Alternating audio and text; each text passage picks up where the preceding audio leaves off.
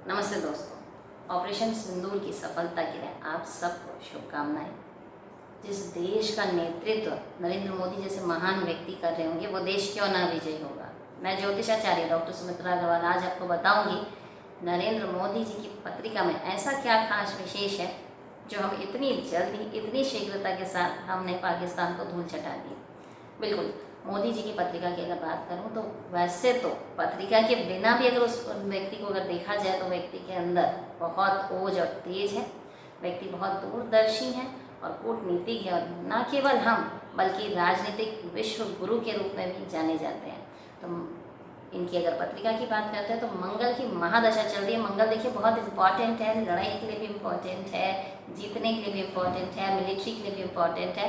तो लिटरली समझ लीजिए पाकिस्तान खुद आया और अपने लिए प्रॉब्लम क्रिएट किया और मंगल की महादशा को उन्हें यश देना था। तो कैसे पाकिस्तान खुद आकर नरेंद्र मोदी जी को यश का भागी बनाया। बात करती हूँ नरेंद्र मोदी जी की मंगल की महादशा की। तो स्व राशि में बहुत ही बलवान मंगल बैठा हुआ है जो एक्शन ओरिएंटेड काम करता है और शत्रुओं का नाश भी करता है और बोल्ड मिलिट्री डिसीजंस लेने में भी काफ़ी सहायक होता है। दूसरी तरफ अगर आप देखें तो उनकी बुध की अंतर्दशा है। तो बुध की अंतर्दशा मतलब बुध खुद ही नीति और राजनीति का ग्रह है और बुध इनके उच्च राशि में होने के कारण उनकी नीति में और निखार को लाता है।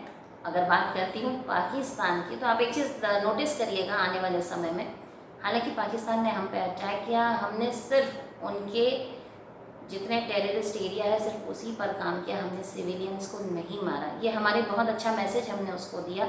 इसी मैसेज से प्रेरित होकर आने वाले समय में आप देखिएगा पाकिस्तान और हमारे देश के बीच में कहीं ना कहीं जो तनाव जो है होने के बावजूद भी आप देखिएगा एक स्ट्रैटेजी और शब्दों के माध्यम से विजय की प्राप्ति होगी।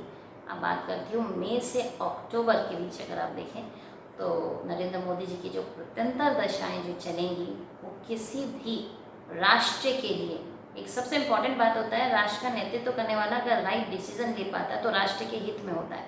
तो उनकी जो प्रत्यंतर दशाएं भी आने वाली हैं वो भी इस बात को वैलिडेट करती हैं कि आने वाले समय में वो कोई भी राष्ट्र से जुड़े, राष्ट्र के हित से जुड़े जितने भी कार्य हैं उसमें उनकी तरफ से कोई नेग्लिजेंस नहीं होगा और राष्ट्र को वो हमेशा विजय दिलाएंगे और विजय में हमारा नाम भी बढ़ेगा, हमारी क्षमताएं भी बढ़ेगी और बाकी आसपास के देश जो सोचते हैं कभी भी हम पे अटैक कर सकते हैं वो 100 बार सोचेंगे हम पे अटैक करने से पहले।